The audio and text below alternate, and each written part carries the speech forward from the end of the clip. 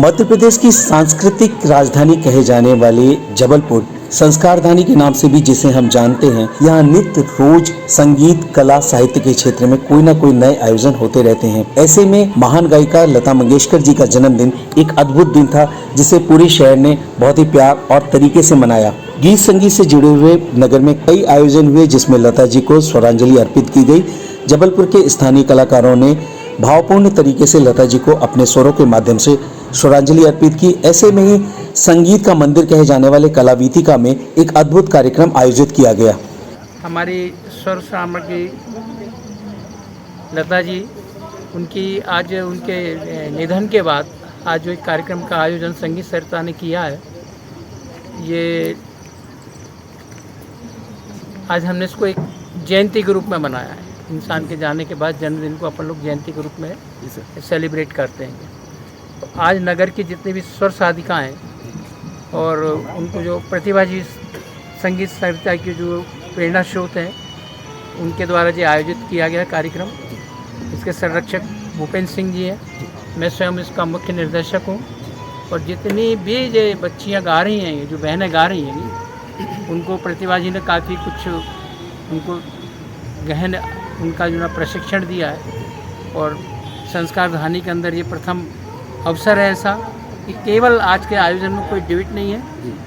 जितने भी एक गाने हुएंगे वो सारे के सारे सोलो सॉन्ग्स हुएंगे, केवल फीमेल ड्यूट 2 हुएंगे बस। सांस्कृतिक संस्था संगीत सरिता के माध्यम से अनेक कलाकारों ने अपने स्वरों के माध्यम से लता जी को याद किया, उनके गाए हुए गीतों को गुनगुनाकर लोगों को मंत्रमुग्ध कर दिया।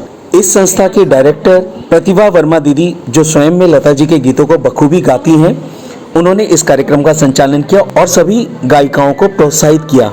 संस्था के संरक्षक भूपेंद्र यादव जी ने सभी के प्रति आभार व्यक्त किया। आइए एक नजर डालते हैं इस शानदार आयोजन पर।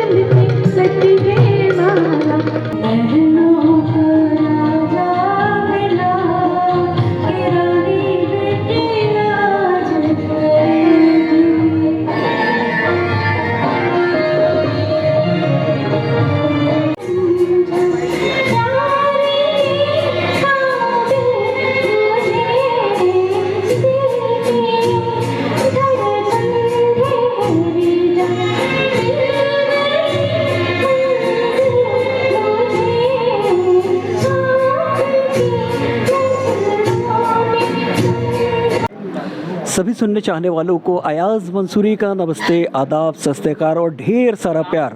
हमारे सभी श्रोतागण, प्रशंसक जो कि गीत और संगीत से मोहब्बत लगाव रखते हैं, आइए मैं इंट्रोड्यूस करवाता हूँ शहर जबलपुर का हृदय स्थल कहलाए जाने वाला, यहाँ हमेशा गीत और संगीत से सजी प्यारी प्यारी शानदार सी महफिलें आयोजित होती रहती हैं। उनमें से आज कला वीथिका में मैं यहाँ पर मौजूद हूँ।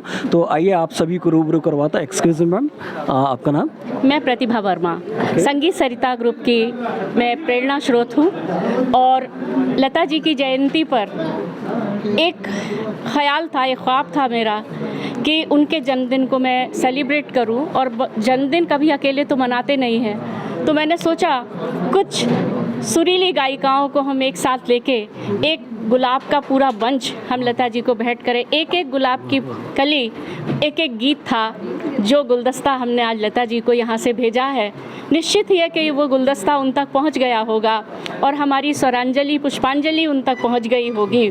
उनका आशीर्वाद हमारे सभी सुधी कलाकारों को मिलता रहे, मुझे मिलता रहे, और जो कुछ भी मुझे माँ ईश्वर से, प्रभु से और लता जी की प्रेरणा से जो मुझे प्राप्त हुआ, मैं अपनी छोटी बहनों को भी उसी तरह देती रहूं। बस यही मेरी इच्छा है और यही मेरी कामना है।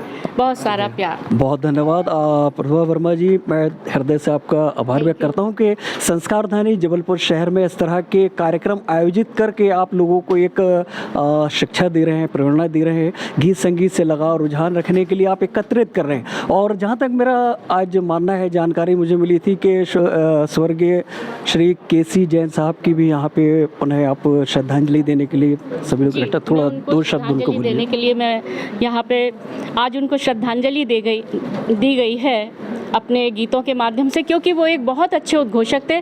उनकी जितनी भी प्रशंसा की जाए कम है। मैं एक पंक्ति में केवल एक बात उनके लिए कहना चाहती हूँ कि हज़ारों शब्दों को तोड़ मरोड़ के भी एक कविता नहीं लिखी जाती, लेकिन एक मौन जो है महाकाव्य लिख देता है। क्या बात, क्या बात। आज सबके खामोशी, सबका मौन अपने आप में एक महाकाव्य है, एक संगीत की पूरी लहरी है, संगीत का सागर है, संगीत की सरिता है।